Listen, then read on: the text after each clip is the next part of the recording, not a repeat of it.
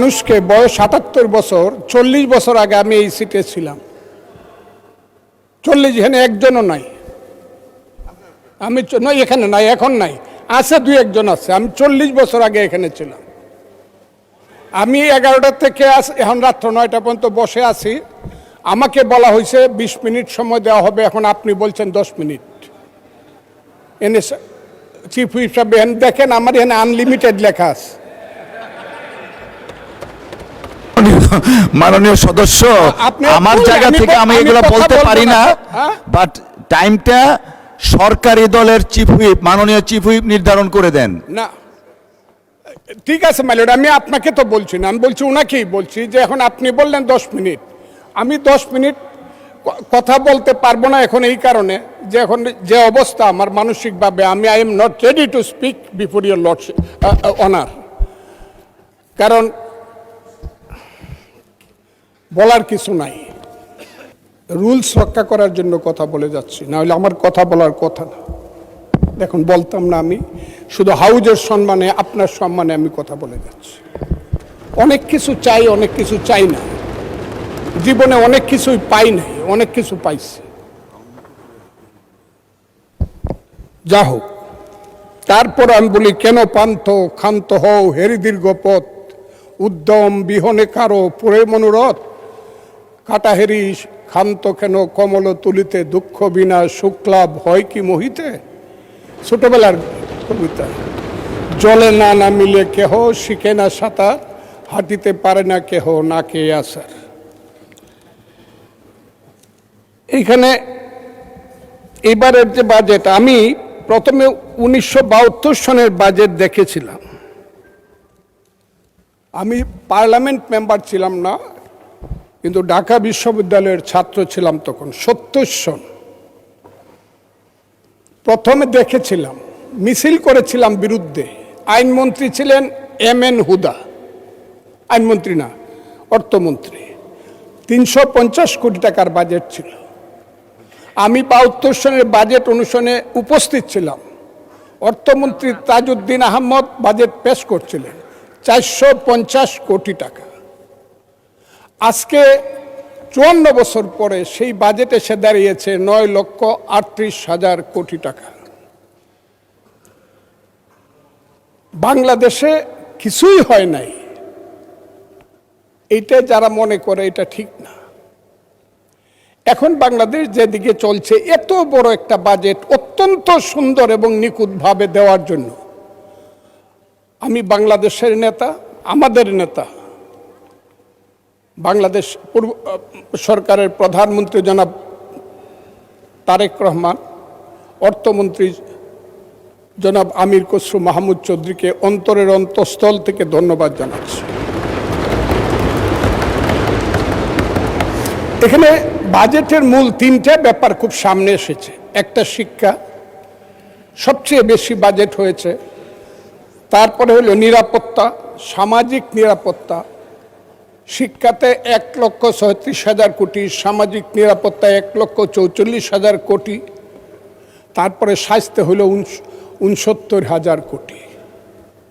এত বড় বাজেট, এত ব্যাপক ভাবে সমস্ত দিক রক্ষা করে একটা বাজেট দেওয়া, এটার খুব বেশি ত্রুটি আছে। ত্রুটি থাকলেও আমি বলবো, কিছুক্ষণ পরেই বলছি,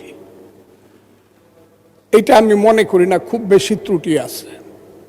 এটা কিভাবে বাস্তবায়ন হবে এত টাকা বাজেট, ঘাটতি বাজেট নিয়ে, এইটাই যারা জিজ্ঞাসা করছেন আমার বিরোধী দলের সম্মানিত সদস্যরা, এটা আগামী বছর যখন আমরা পারবো না তখন জিজ্ঞাসা করবেন। এটা এখন জিজ্ঞাসা করার ব্যাপার না। আপনাদের আশঙ্কাটা থাকুক, কিন্তু আশঙ্কা থাকলেই সবকিছু, আশা থাকলেই সবকিছু হয় না। আমরা পারবো না, কারণ আপনারা ইলেকশনের সময় মনে করেছিলেন আমরা বোধহয় পারবো না, কিন্তু আমরা কিন্তু পেরেছি। শিয়া বাটার ও ভিটামিন সমৃদ্ধ লিলি বিউটি সোপ, তারুণ্যময় উজ্জ্বল ত্বকের জন্য।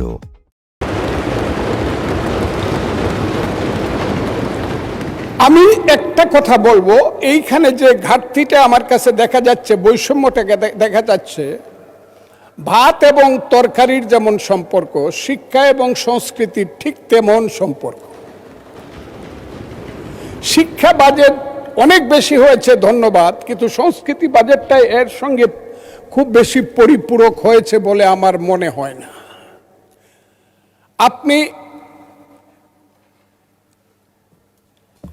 আমি খুব ক্লিয়ারলি আপনাকে বলতে চাই যে একটাকে অনাহারে রেখে আরেকটা খুব সুস্থভাবে চলতে পারে না। কারণ আমাদের দেশের শিক্ষার সঙ্গে যদি সংস্কৃতির সঠিক মিলন না হয় তাইলে এখানে সভ্যতা গড়ে উঠবে না। আমার এক বন্ধু জামাতে ইসলামের, উনি চলে গেছেন, উনি নিজেকে মুক্তিযোদ্ধা দাবি করেন, সাতক্ষীরার এমপি। উনি সংস্কৃতির নামে খুব শঙ্কিত হলেন। যে জাতির সংস্কৃতি নাই সে জাতি সভ্য না, সে অসভ্য। তারা কেন সংস্কৃতি পছন্দ করে না? কোন সংস্কৃতি তারা পছন্দ করে না জানেন? তারা পছন্দ করেন ওই যে আমাদের গ্রামে গঞ্জে আমরা ছোটবেলা থেকে শিক্ষার সঙ্গে সঙ্গে যখন দিন আসতো, কোনো হিন্দু ধর্মের দুর্গাপূজা আসতো, আমাদের যখন স্কুল কলেজ বন্ধ থাকতো, আমরা যখন গ্রামে গ্রামে নাটক করতাম, এটা তারা পছন্দ করে না। কৃষক যখন শীতকালে ধান লাগিয়ে পরে যাত্রা গান দেখতে যাইতো চাদর গায়ে দিয়ে, সেই রূপবানের গান বলেন আর মা মাটি মানুষ বলেন, যাই বলেন, যখন তার হৃদয়কে ভরে আবার সকালবেলা খেতে হাল চাষ করতে যাইতো, এইটাকে ওনারা পছন্দ করে না। ওই বাউল গান যখন হইতো, আমার মতো কথা আমি বলি, কারে দেখাবো মনের দুঃখ গো হৃদয় সিরিয়া, সেই শানুরের গান তাদের পছন্দ হয় না। নাটক তাদের পছন্দ না, ফুটবল খেলা তাদের পছন্দ না। এখন দেখতেছি বলতেছে ফুটবল খেলা যারা দেখবে এরা কাফের, আর্জেন্টিনার খেলা দেখা যাবে না, ব্রাজিলের খেলা দেখা যাবে না, তারা বলতেছে। তারা আমাদেরকে মধ্যযুগে ফেরত নিতে চায়, বর্বরতার দিকে নিয়ে যেতে চায়। সেই বর্বরতার দিকে কি আমরা যাব? যদি না যাই তাহলেই কি আমরা তাদের সাথে, আমরা যদি এইটুক ডিফারেন্স করি, আমরা যদি তাদের সাথে মিলে মিশে থাক, ওই যে এটাকে বলে কি ফ্রেন্ডলি গেম। যে মেসি শ্রেষ্ঠ গোল করেছে, 5টা গোল করেছে, যে রোনাল্ডো কালকে 2টা গোল করেছে, তাদেরকে আপনি ঢাকার মাঠে আনেন, মানুষ যদি জানে ফ্রেন্ডলি গেম, তাইলে একদিন খেলা দেখতে যাবে রোনাল্ডো আর মেসিকে, কিন্তু দ্বিতীয় দিন আর ফ্রেন্ডলি গেম খেলতে যাবে না। পার্লামেন্টে যে গেমটা হচ্ছে, এই গেমটা কিন্তু কিছুদিন পরে কিন্তু মাঠ খালি পড়ে থাকবে, কথাটা আমি বললাম। আমি আরো বললাম, এখানে কেউ যে কথাটা বলে নাই, আমি মুক্তিযুদ্ধ সম্পর্কে একটা কথা বলবো। আপনি বসে আছেন, আপনি মুক্তিযুদ্ধ দেখেন নাই, স্পিকার সাহেব থাকলে উনাকে বলতাম উনি কি করে সেই জকিগঞ্জ থেকে ধরে সিলেট পর্যন্ত শালুটিকার বন্দরকে রক্তের সাগর সৃষ্টি করে শহীদ জিয়ার নেতৃত্বে, জিয়াউর রহমানের বীরত্বের নেতৃত্বে সিলেট দখল করেছে, যে সেই রক্তের সাগর, সেই মুক্তিযুদ্ধের কথাটা আমি বলতে চাই। সেই মুক্তিযুদ্ধের কথাটা আমি এই কারণে বলতে চাই, আমাকে একটু সময় দিবেন, হাত জোর করে বলছি, আমাকে একটু সময়। আপনি তো আমাকে চিনেন, ভালো করে চিনেন, পরিচয় দেওয়ার তো দরকার নাই আমার। আমি আপনাকে বলছি, আমিও জানতে চাই এখানে মুক্তিযুদ্ধ আমাদের জাতির শ্রেষ্ঠ অর্জন কি না, এই কথাটা আমি আমার এই পার্ট থেকে বুঝতে চাই। যারা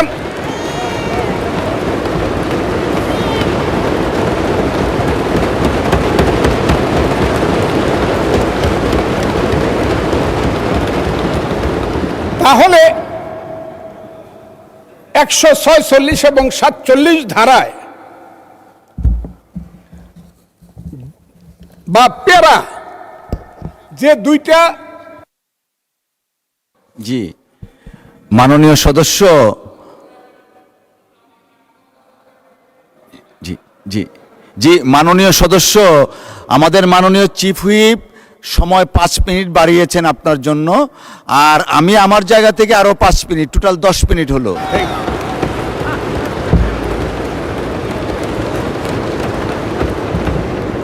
যদি এই হয় তাহলে 147 প্যারায় লেখা আছে, জনাব অর্থমন্ত্রী, সরকার মহান মুক্তিযুদ্ধের ইতিহাস সংরক্ষণ ও বীর মুক্তিযোদ্ধাদের কল্যাণে নিরলসভাবে কাজ করছে। ঠিক আছে, সাধারণ মুক্তিযোদ্ধাদের মাসিক সম্মানে 20,000 টাকা অপরিবর্তিত রাখার এবং খেতাবপ্রাপ্ত মুক্তিযোদ্ধা যেমন বীর শ্রেষ্ঠ, বীরুত্তম, বীর বিক্রম, বীর প্রতীকদের 5,000 টাকা বৃদ্ধি করছে। ঠিক 48 ওনারা এসে লিখতেছেন জুলাই অভ্যুত্থানে, আমি তাদেরকেও শ্রদ্ধা করি, জুলাই অভ্যুত্থানকেও আমি শ্রদ্ধা করি। জুলাই অভ্যুত্থানে শহীদ পরিবারের মাসিক ভাতা 20,000 টাকা, ঠিক আছে। এরপরে আবার লিখতেছে এসি ও ওসি ক্যাটাগরিতে আহতদের যথাক্রমে 20,000, 15,000 এবং 10,000 টাকা।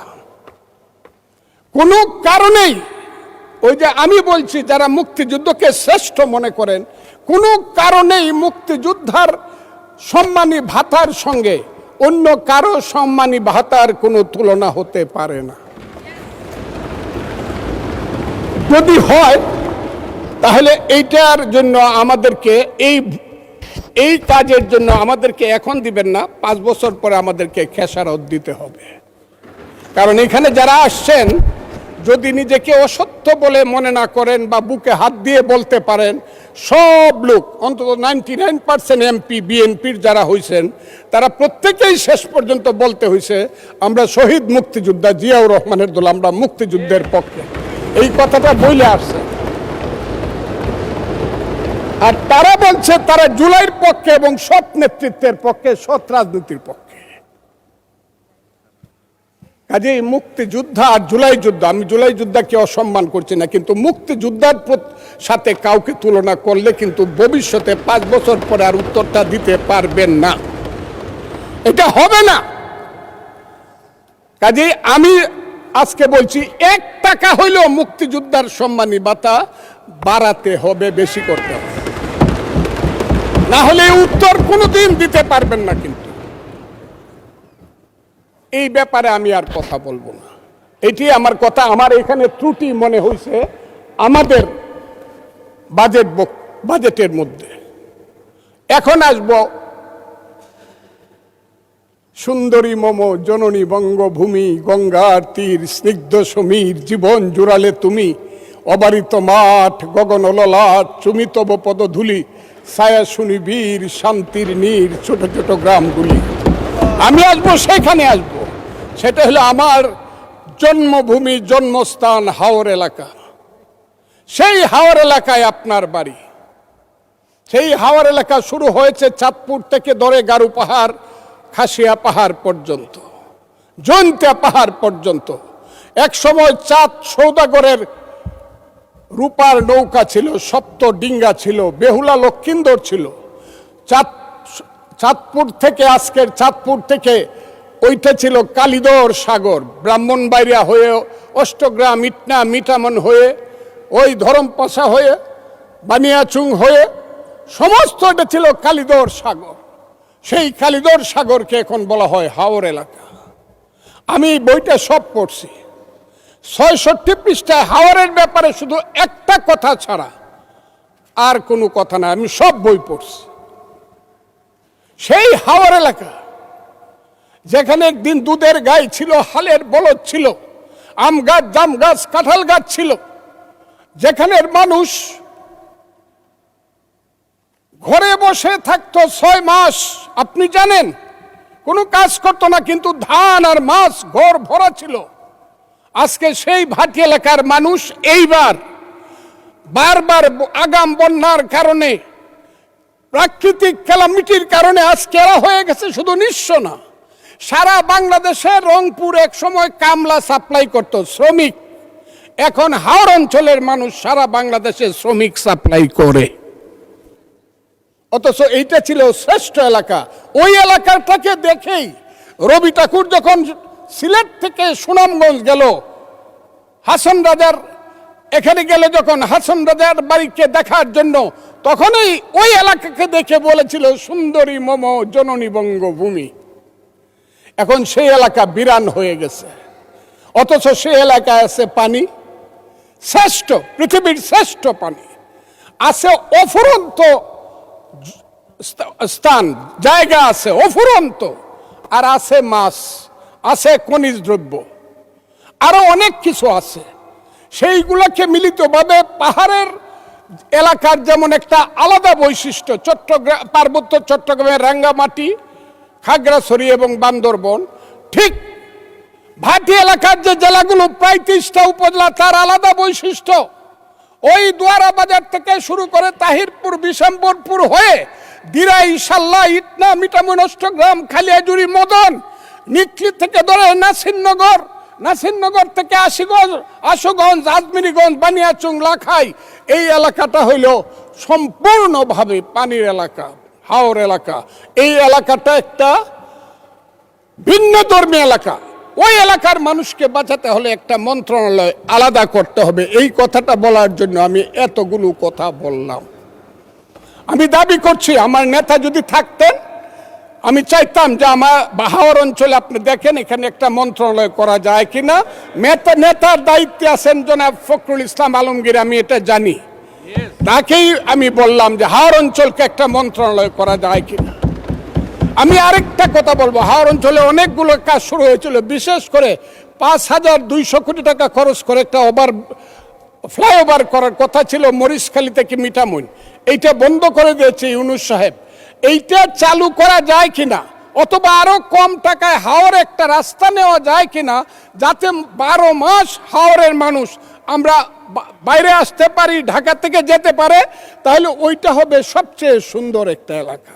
এর চেয়ে বড় পর্যটন কেন্দ্র যে সালাউদ্দিন ভাই চায় রয়েছে, আমার সালাউদ্দিন মাননীয় সংসদ সদস্য এবং স্বরাষ্ট্রমন্ত্রী, তার কক্সবাজার যেমন পানিতে সুন্দর, আমার হাওর অঞ্চল হলো পানিতে সুন্দর। কাজেই আমি সেইখানে একটা মন্ত্রণালয় চাই, হাওর অঞ্চল মন্ত্রণালয়। এখন আসি বাংলাদেশের কথায়, বর্তমান কথায়। প্রত্যেক দিন স্লোগান হচ্ছে এইটা চাই না, ওইটা চাই না, মারামারি, শাহবাগ, পলাশবাড়ি। সেই পলাশবাড়িতে দেখা যাচ্ছে 81 ফুট রাম মন্দির হচ্ছে, আর প্রত্যেক দিন মিছিল হচ্ছে। রাম মন্দির চাই না, মালাউন্ডা দেশ ছেড়ে চলে যাও, হিন্দুরা চলে যাও, মিছিল করতেছে। তাদের পোশাকটা দেখলেই বুঝি আমি তারা কারা। সেই পোশাকি লোকজনের সংখ্যা এখন বেড়ে গেছে, এমন বাড়ছে যে তারা পৃথিবীর কোনো সভ্যতা, সংস্কৃতি, কোনো কিছু শুনতে চায় না, কোনো কথা শুনতে চায় না। ধর্মকে নিয়ে শুধু ব্যবসা করতে চায়, তারা হলো ধর্ম ব্যবসায়ী। সেই সব লোকজন আজকে ওখানে যাচ্ছে, মারামারি করছে। আমি সরকারকে বলবো, স্বরাষ্ট্রমন্ত্রী আছেন, যদি মনে করেন মন্দির ওখানে করা ঠিক না বা রাম মূর্তি করা ঠিক না, বন্ধ করে দেন একদম কঠিনভাবে, যে না, এই দেশে কোনো মন্দির টন্দির বা মূর্তি করা যাবে না। কিন্তু আমি মনে করি ওই 100 না 300 ফুট মূর্তি বানাক, আমি মুসলমান, আমার কি আইলো গেল, আমি তো ওটার দিকে তাকাই না। আমি প্রয়োজনে 25 তলা মসজিদ করব, অসুবিধা কি? ওর মন্দিরে নামাজ করবে, পূজা করবে, আমি আমার মসজিদে নামাজ পড়বো, অসুবিধা কি? একসাথে কি আমরা থাকবো না? ওরা কি 9% মানুষ, 1.5 কোটি মানুষ, ওরা কি থাকবে না এই দেশের? এদের দেশ। 14 পুরুষ আগে তো এদেরই দেশ ছিল। এটা 1204 খ্রিস্টাব্দের আগে এইখানে হিন্দু এবং বৌদ্ধদের দেশ ছিল। আমরা তো এইখানে কিভাবে আসছি? আমরা আসছি হযরত খাজা মাইনুদ্দিন চিশতি রহমাতুল্লাহ আলাইহি, খাজা নিজামুদ্দিন বখতিয়ার খাকি, হযরত শাহজালাল, শাহপরান, গেসুদারাজ, ওই চট্টগ্রামের বাইজিদ বুস্তামি, ওই বাগেরহাটের খান জাহান আলী থেকে ধরে ওলিয়া উলিয়া, গাউস কুতুব, দরবেশেরাই তো এই দেশে বলছে আইসে, শোনো হে মানুষ ভাই, সবার উপরে মানুষ সত্য, তার উপরে নাই, তার নাম হইল সুফিবাদ। সেই সুফিবাদকে তো তারা মানে না, তারা তো মাজার ভাঙ্গে ফেলতে চায়, তারা তো আগুন দিয়া পুড়ে দিতে চায়। মৌলানা মৌলভী সাহেবদেরকে আমি শ্রদ্ধা করি, কিন্তু পীর সাহেবদের দোষটা কি? যে কুষ্টিয়াতে কুপায়ে মারলেন কেন? ফরিদপুরে আগুন জ্বালায় মারলেন কেন? শাহজালালের মাজার ভাঙ্গার জন্য আমার এক ভাই 4 কোটি টাকা ঘোষণা করে কেন? এখানে মাজার থাকবে, আপনি যদি মাজারে ইচ্ছা হয় যাবেন, যাবেন না। আপনি আহলে হাদিস করবেন, করেন। আরেকজন মাননীয় সদস্য, অসংখ্য ধন্যবাদ। শিয়া বাটার ও ভিটামিন ই সমৃদ্ধ লিলি বিউটি সোপ, তারুণ্যময় উজ্জ্বল ত্বকের জন্য।